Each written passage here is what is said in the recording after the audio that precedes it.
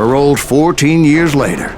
He moved to California and sold real estate and lived off the legend of that fateful day. And the tragic death of his two brothers.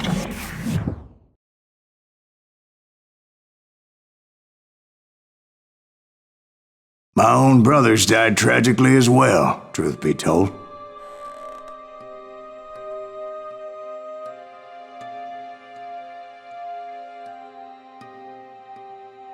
It was 1868, and me and my older brothers were pulling a tidy profit running cattle into Juarez, Mexico.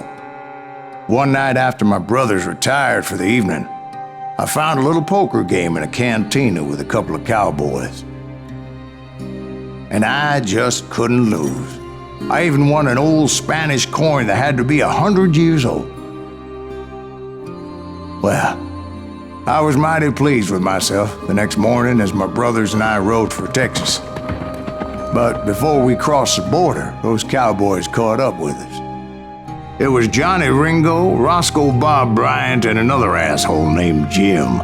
They wanted their money back and everything else we had, including our lives, as those boys didn't want us coming for them later.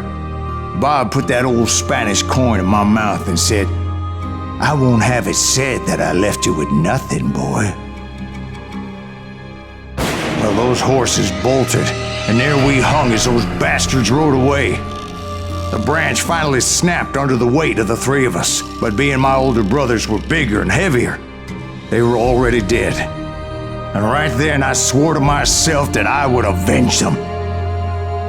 Ringo you know about, but Bob eluded me until I heard he was riding with the Wild Bunch.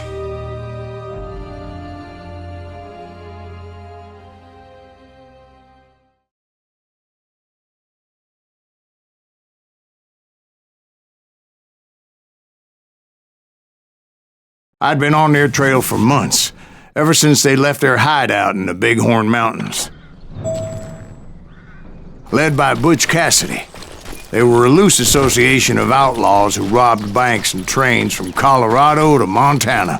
Among them was the Sundance Kid, and that murderous hombre I was tracking, Roscoe Bob Bryant.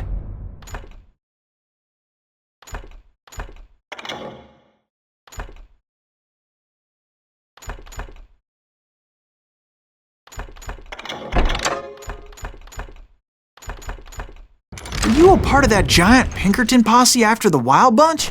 No, boy. A circus like that would have slowed me down. Besides, I wanted Bryant all to myself. I'd heard about a large shipment of gold being transported to Wilcox, Wyoming on the Overland Flyer. I figured the Wild Bunch would likely hit such a treasure, and by God, I figured right. They blew the bridge with the intention of forcing the train to stop. Well, I assumed the Wild Bunch was likely in the still intact part of the train high above. I was determined to make that sumbitch Bob pay for what he did to my brothers.